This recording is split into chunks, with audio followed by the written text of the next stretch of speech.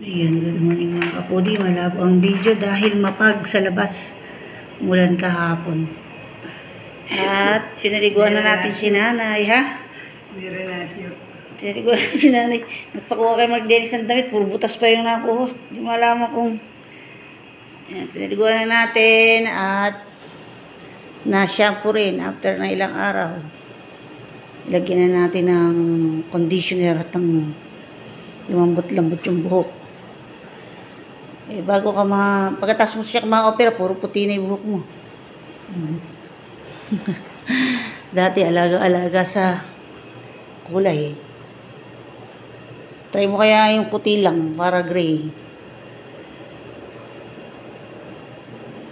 Ayan, waiting kami kung pwede kami lumabas ngayon or bukas talaga. Pero naka-ready na yung pagdiretso namin sa JBL San Fernando. Ganun talaga. Sino bang doktor gusto palabasin yung pasyente? May sakit pa. Kahit pa paano, masakit sa doktor kung may mangyayari sa pasyente. Ayan o. Pang ilan na ba niya itong lagay? Nilagyan uli siya ng bagong ano ata ito eh. Nakalimutan ko kung ano to. Hindi naman siya collagen eh. Ito. Para to sa creatinine mo. Hindi collagen yung rinig ko eh. Ano nga ba yung narinig ko na yun? Kasi ito sa antibiotic na lang. Wala ka ng dextrose. Yung dextrose mo sa antibiotic na lang tsaka ere. No. Sinasaksak lang ay paracetamol sa kasasimura. Eh, hindi naman na nilalag na tawad may paracetamol pa. Ayan. Tapos, ayun na naman. Ganyan naman tayo maghapon. Kinuha na siya ng dugo kanina. 5:30 siguro. Malalaman natin kung mas bumaba pa yung creatinine niya. Pagka bumaba pa yung creatinine niya, at saka yung WBC niya, siguro naman bumaba na dahil sa loob ng 24 hours ay meron naman panibagong vaccine ng in-inject na antibiotic. Tsaka itong para sa sa creatinine. Pag creatinine pala sa bato po yun. Hindi yung result ng bato sa abdo. Parang ganun. Hindi natin alam, baka nag-trigger, kaya ganun. Tumutulo pa raw. Parang yung kulay nun. Magpapakulay ka. Ayan, bilang mo na ba kung ilan ang kalabaw doon na nakasuga.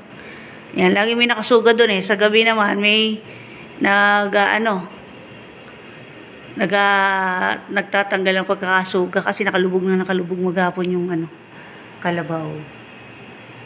So, ayan, i-update ko po kayo mamaya mga kapudi. Pakunti-kunting video lang po tayo para madaling mag-upload. Bali, gusto nyo magsopas. Wala tayong mangkok na pwede sa oven.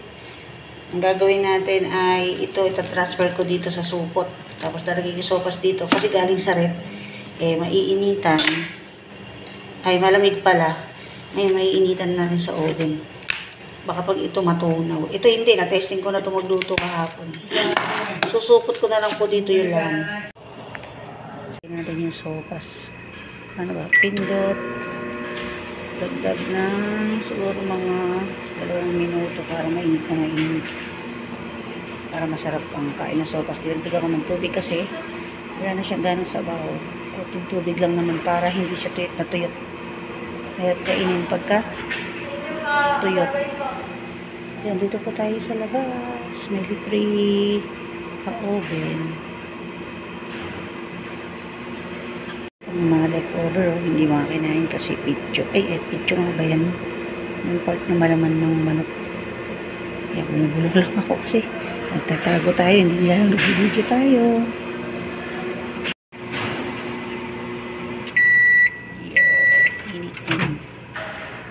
Kulong-kulo.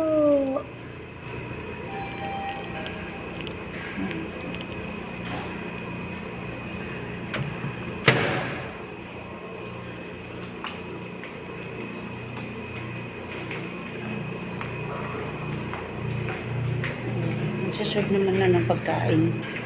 Yan, oatmeal. May itlog ako nakita. Kaya lang kasi gusto ni nanay ay malambot. Pero dadala po yung kapatid na mamaya ng lugaw. Tito na, tsaka si Tita Ellen. Aga ko nagising. Pinaligo na. Eto, meron ditong lugaw pala. Yan lang kainin mo kaya bago. Hindi, konti lang na may lugaw eh. Kainin mo na parehas. Lugaw o oatmeal. Oh, ayan. Mainit na. Kaya lang yung mga kainin mo, yung bago. Ha. Konti lang yung lugaw.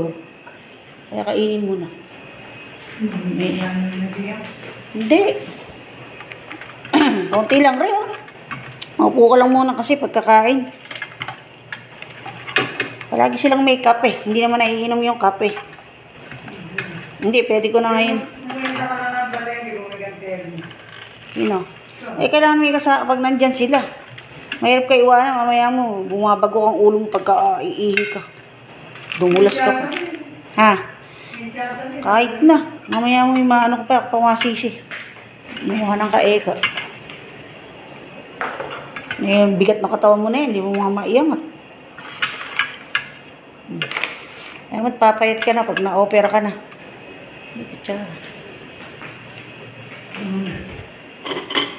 Ayan, pinang-sandok ko lang rin ng sopas. Nagamit din natin yung freezer. Yung pera natin eh, stockpardo lang. Ganun talaga, pasalamat na tayo sa Diyos at may na ano pang pangbayad. At saka salamat doon sa mga tumutulong. Ganyan talaga ang buhay. Parang life. Nga minsan swerte, minsan may problema. Ganun talaga. Hindi pwedeng perfecto. Babalatan ko itlog ng madurog dyan. Balatan po muna natin to mga kapudi. Nagbilin kasi ako kay Marky ng mga kabuti yun. Nagsabon akong kamay ha. Nag-alcohol pa ako. Alam niyo sa ospital, laging may sabon, laging alcohol. Papadala sana ako mag para sa kape eh. Ayoko naman kasing may gamit pa na iuwi. Yung pangainit na yun. Ha? Yung pangainit. Bawal dito yun. Bakit lang mo? Nanay, kaya nila binawal, nagpuputukan. Gusto mo pang magbayad tayo ng mahal. Wala namang kasos tubig na mainit, pwede namang hingi doon sa baba. O kahit may bayad, kaysa naman ma-charge pa tayo ng mahal. Pag yun nag-short dito, syempre damay itong mga ilaw dito. Oh. Hindi mo na yun, lumainit. Mahirap pa doon sopas eh.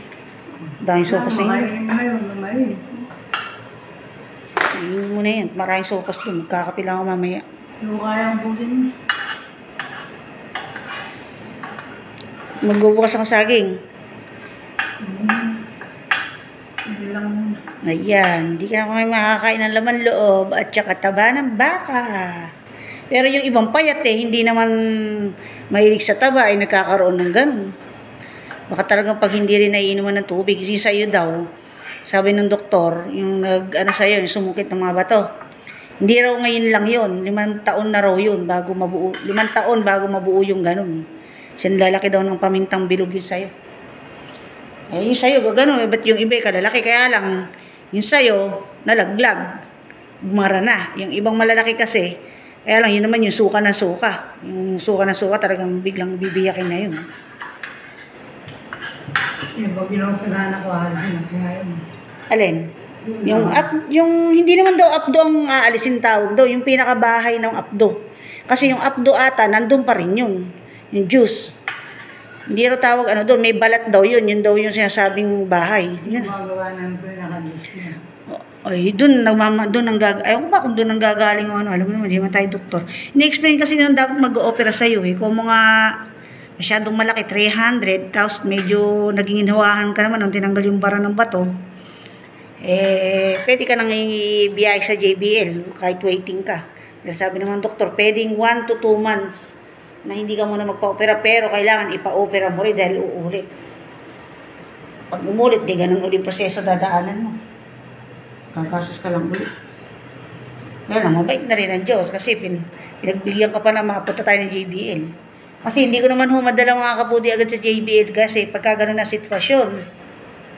Nung pong unang araw namin sa Castro, talaga pong nag-convulsion siya, nanginginig siya na nakapikit yung mata niya, yumayanig yung buong katawan. Meron po pala talagang ganun.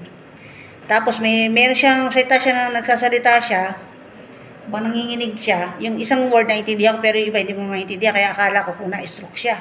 Kaya tinawag ko yung nurse, nagpatulong ako. Sabi ng nurse, kumuha ko ng bimpo at lagyan namin ng bimpong malamig yung ulo niya. Tapos sinaksakan ka uli ng paracetamol. Ano nga, nag-trigger dun sa... Hindi, sa infection na nga yun. Dahil kumalat na nga sa dugo mo ang infection. Sobrang infection nga raw. Kaya sabi ko doon sa nurse, kung ganun pala, bakit hindi pa inopera kung ganyan pala? Kaso kailangan nga na dumaan sa proseso ng mga lab test, hindi agad-agad bubuksan. Tingnan mo, inano ka pa nung nakaraan, ECG at saka to the echo. Pero sabi ng doktor, magdiwang kat yung puso mo maganda, tsaka malakas pa. Tsaka walang nakita sigurong bara. Biro mo sa taba natin na yan, isipin mo ba kaya niya, may nagbato sa bato mo, may nagbarang ganun Lahat ng hindi paladala. Xerox na. Hindi, ano na yun, ibibigay nila yun. Takot mo sa kaso, binigay sa akin Para Hindi ka kasi nila ooperahan kung yung BP mo kasing taas ng nakikastro ka. Sa kikaso kasi 160. Ngayon, nung dito ka, nag-960, 990 over 60. Ngayon, okay na, regular na 110. Tapos, biglang baksak yung potassium mo. Kung daw ganun, hindi matutuloy ang operasyon mo. Buti na lang lahat naging, yung ERCP. Siyempre, baka mamaya kung ano mangyayari sa'yo. So, ayun, paayaan po muna natin siya kumain, mga kapudi. Naalala ko na kung ano to, amino acid. Ito. Yun, meron naman palang nakalagay Yun, amino acid, nakalagay. Parang yan yata kumbaga sa, yung fish oil. Parang ganun. Amino acid. Yung good source of cholesterol, bad cholesterol, tsaka yung bad cholesterol, yung mga yung good source of yung omega 3 pala yun, yung mga taba ng isda, depende pa sa isda, yung mainam sa katawan, panlaban sa bad cholesterol yun. So ayan, nabilang na ni nanay kung ilang kalabaw na yun nandito. So lagi dito siya nakatingin, hindi naman siya makalabas. So yun, medyo baka namin ngayon second to the last day. Ayan, sana ma-approve na, umuwi na kami mamaya or bukas sana. Talagang at least maasa ko na bukas na, kasi yun naman sabi ni doktor. Sa ngayon malabo pa yun kasi pang second day pa lang yung niya ngayon, antibiotic. Ayan. At ngayon, kahapon lang namin sinasaktong freezer, kagabi. Wala naman din kasi ilalagay. Nilagay ko yung sopa sa dala ni Tito Ray kasi ang dami. Kaya ayaw na yung magpadala ng konti lang. Actually, sapat naman yung dala, kaya lang nag-aalsahan kasi ang sopas pag nagtagal. First day mo, kaya... Ayan, waiting po kami mga kapudi. Sabi ko baka pwede namin lumbas ngayon kasi sabi naman po ng gastro, inanay yung nagtagal po ng mga bara sa ugat ng abdo niya ay pwede na kung pag diretso po sa JBL ay talagang diretso na magpapa-opera. So nag-message na po tita ko na pag diretso namin sa JBL, nakagayak na lahat nung lahat, pati yung hihigaan niya doon sa JBL, kaya diretso na kami doon. Tsaka pwede naman daw po na yung meds ni nanay ituloy na doon. Total ay diretso naman din talaga kami sa bahay, ay sa ospital, hindi sa bahay. Kasi sabi ni doktor kanina, kailangan din naman talaga na operahan siya at tanggalin yung abdo niya. Kumbaga, na alis lang yung high risk ng konti dahil natanggal nga niya yung mga nakabara. So naglagay siya ng parang hose na maliit para sure daw na hindi uli magbara. Kung may mga medyo malalaking dadaan doon o mga bato, hindi na magbabara, parang gano'n. So, yun po yung update today. Mamaya, update ko kayo kung matutuloy kami umalis o mag-discharge ngayon at makapunta po ng JBL San Fernando. Salamat po at thank you for watching. Ingat po at God bless po tayo lahat. Bye-bye.